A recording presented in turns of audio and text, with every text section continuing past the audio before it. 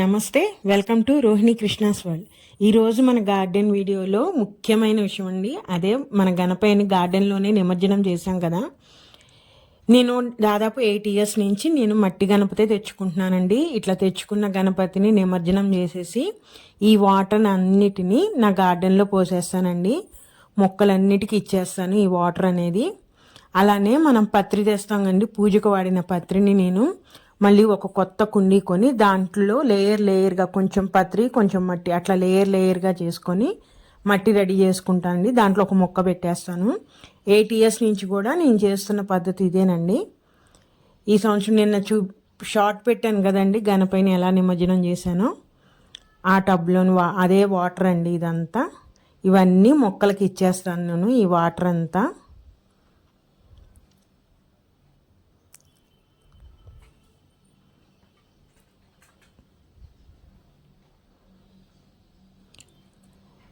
నేను ఈ పువ్వు చూపిలేదు కండి, ఇది శంకు పువ్వులు అంటారు. మామూలుగా మనం పర్పుల్ కలర్ అవి చూస్తాం కదా, నా దగ్గర వైట్ కలర్ కూడా ఉందండి. చాలా బాగా పూసింది ఈ కలర్ అయితే. చాలా రోజుల తర్వాత వచ్చింది ఈ పువ్వు. ఇంకా దీంట్లో 4 colors ఉంటాయంట. నా దగ్గర అయితే అదే ఇప్పుడు రెగ్యులర్గా ఉండే వైలెట్ కలరు, ఈ వైట్ కలర్ మాత్రమే ఉందండి. నేను ఇవాళ మీకు వీడియోలో ఇంకో కొత్త విషయం కూడా చెప్పబోతున్నాను. అదే అండి, ఇది మునగ చెట్టు తెలిసిందే కదా. మునగ చెట్టుతో ఉండే ప్రాబ్లం ఏంటో తెలుసా? గొంగలి పురుగులండి. మునగ చెట్టు ఎక్కడున్నా సరే గొంగలి పురుగులు అనేవి కామన్గా ఉంటాయి. అది టెర్రస్ గార్డెన్ అయినా ఎక్కడైనా సరే ఆ మునగ చెట్టుకి కామన్గా గొంగలి పురుగు వస్తాయి. అలానే మన గార్డెన్లో కూడా చూసారా, ఒక కొమ్మ మీద దాదాపు మీకు ఎన్ని కనిపిస్తున్నాయో నాకు తెలియదు కానీ దాదాపు ఒక 10 గొంగలి పురుగులు ఉన్నాయండి, ఒకదాని మీద ఒకటి. నేను 2 రోజులు వర్షం కోసం అని చెప్పేసి పైకి వెళ్ళలేదు. చూసారా, అప్పుడే అవి పుట్టినాయి, ఎంత పెరిగినాయో ఆకంతా తినేసిందండి.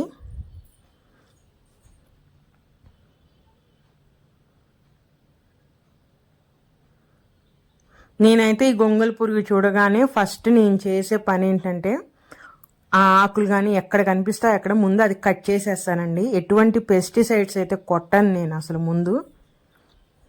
అది ఆర్గానిక్ అయినా సరే ఆ పెస్టిసైడ్స్ ఏమి కొట్టను. ఫస్ట్ అంత మటుకు కట్ చేసేస్తాను. మీకు దగ్గరగా చూపిస్తాను అండి. చూసారా ఎన్ని ఉన్నాయో. ఇంకొక 2 రోజులు మనం చూడకపోతే గార్డెన్ మొత్తం పాకిపోతాయండి ఇవి. ఇలా తీసుకొని నేను ఫస్ట్ గొంగల పురుగులను అయితే ఈ చెప్పుతో కానీ కాలుతో కానీ ఫస్ట్ నలిపేస్తాను, చంపేస్తానండి. అక్కడికే చంపేసేసి అవి తీసేసి పక్కన డస్ట్బిన్లో పడేస్తానండి. ఇంకా నాకు ఫస్ట్ గొంగల పురుగులు చూసినప్పుడు చాలా ఎలర్జీగా ఉండేది, చూడగానే అదో రకంగా అనిపించేది. కానీ గార్డెన్లోకి అలవాటు అయిపోయిందండి. వాటిని పద్దా తీయటం, చేయటం, కట్ చేయటం, చంపటం ఇవన్నీ అలవాటు అయిపోయినాయి. ఇంకా 2 మునగ చెట్లు ఉన్నాయి కదా, వాటికి కూడా ఏమైనా ఉన్నాయేమో అని చూస్తున్నాను. అలానే వానపామును కూడా ఫస్ట్ చూసిన వాటి పట్టుకోవాలన్నా కూడా నాకు చాలా భయం అనేది, కానీ ఒక ఎలర్జీ లాగా ఒక రకంగా అనిపించేది. కానీ ఇప్పుడు చేతితో పట్టుకొని నాకు ఎటువంటి ఇది ఉండదండి.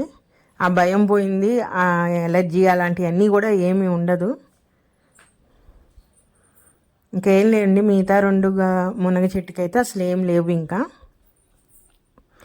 ఇది మన గార్డెన్లో మనం పొట్లకాయ గింజ పెట్టాం కదండి, దానికి పూత వచ్చింది, కాయ కూడా పడిందండి.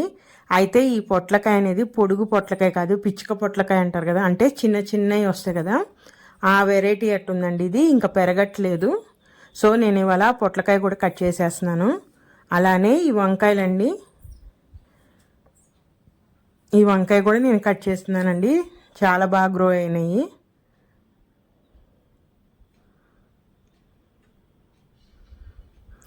ఇంకా చూసారా ఎన్ని పిందెలు పడ్డాయో. ఇవన్నీ పెరుగుతాయండి, చాలా పిందెలు ఉన్నాయి ఈ చెట్టుకైతే, ఈ వంకాయ చెట్టుకి. దాని పక్కనే చుక్కకూర గింజ పడినట్టుందండి, అది కూడా మంచిగా పెరుగుతుంది. ఇది నల్ల వంకాయ అండి. దీనికి ఎన్ని పిందెలు ఉన్నాయో చూపిస్తాను చూడండి. చూసారా 2 మొక్కలు ఉన్నాయి ఈ కూలర్ టబ్లో, ఎన్ని పిందెలు ఉన్నాయో చూడండి.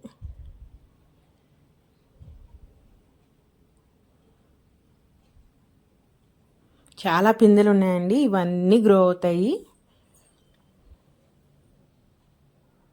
మనం ఇవన్నీ ఇప్పుడు పెరగటానికి కాల్షియము ఇవన్నీ ఇస్తే అంటే వాటి సైజ్ అనేది బాగా ఇంప్రూవ్ అవుతుందండి.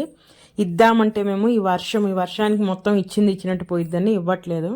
కాకరకాయలు చూసారా, కాకరకాయలు కూడా చాలా బాగా పెరిగినాయండి, సైజు కూడా బాగా పెరిగింది.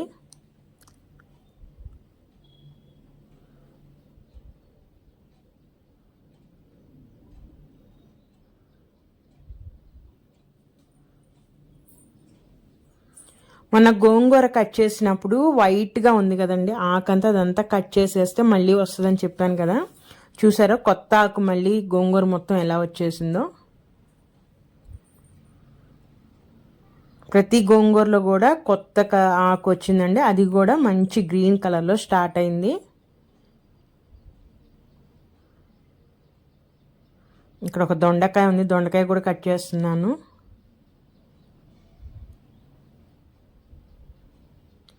ఇది ఇంకొక కాకరకాయ చెట్టు అండి, దీనికి కూడా కాయలు ఉన్నాయి, బాగా పెరిగినాయి సైజు కూడా.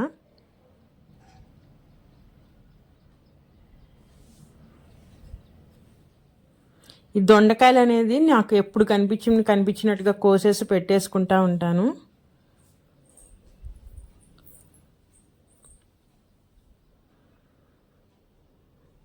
ఉన్న 2 బెండకాయ చెట్లు ఒక దానికి పడినాయి కదండి కాయలు, 2 రోజులు పైకి రాపేసరికి ఆ కాయ ముదిరిపోయిందండి బెండకాయ.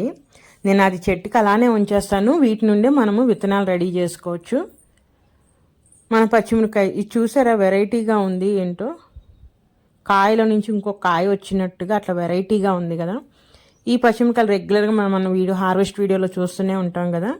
దీనికి కూడా కాయలు వచ్చేసినాయి, అవి కూడా కోసుకుంటున్నాను. మన గోంగూర హార్వెస్ట్ చేసిన తర్వాత ఈ మడి అంతా ఓన్లీ ఆకుకూరలే ఉంటాయండి, ఆ గ్రీన్ కలర్ మడిలో. చూసారా మళ్ళీ గోంగూర మొత్తం కొత్త ఆకులతో మళ్ళీ పెరిగిందండి, మళ్ళీ హార్వెస్ట్కి రెడీ అయిపోయింది గోంగూర అయితే. ఈ దోసకాయ దాంట్లో కూడా మళ్ళీ పాలినేషన్ జరిగి దోసకాయ ఒకటి రెడీ అవ్వబోతుందండి. ఇది నెక్స్ట్ డే అండి, నైట్ మాకు వర్షం పడింది. రోజు ఎంత క్లీన్ చేసినా ఏదో ఒక ఆకులు ఒకటి అడ్డుపడి వాటర్ అంతా ఆగిపోయింది. చూసారా ఎంత వాటర్ ఆగిందో. అందుకే డైలీ క్లీనింగ్ అవసరం అండి. పైన ఎంత చేసినా ఏదైనా సరే అడ్డు పడ్డదని అన్నాను, కానీ మరీ చేయకపోతే ఇంకా వాటర్ ఇదైపోద్ది, మన స్లాబ్ పాడైపోద్ది. నేను ఈ కాకరకాయలన్నీ హార్వెస్ట్ చేసేస్తున్నానండి.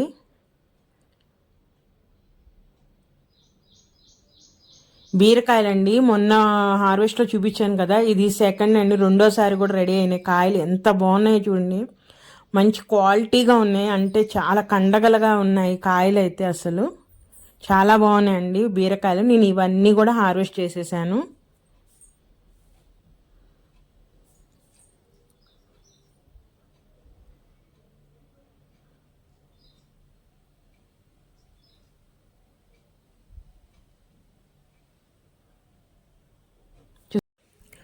చూసారా బీరకాయలు మంచి సైజులో ఉన్నాయి, చాలా లేతగా చాలా బాగున్నాయండి బీరకాయలు అయితే. అలానే బంతిపూలు కూడా స్టార్ట్ అయినాయండి. నేను వినాయక చవితి రోజు ముందు రోజు ఈ బంతి పూలన్నీ నేను హార్వెస్ట్ చేసి గణపతి మండపానికి నేను డెకరేషన్ చేశానండి ఈ బంతి పూలతో. మరి ఇదే రండి ఈరోజు వీడియో, నా గార్డెన్లోనే అప్డేట్స్ అన్నీ మీకు చెప్పాను కదా. మరిన్ని విషయాలతో మళ్ళీ కలుస్తాను మిమ్మల్ని. ఈ వీడియో కనుక నచ్చితే ప్లీజ్ సబ్స్క్రైబ్ చేయండి నా ఛానల్ని. మరి ఉంటాను, బాయ్.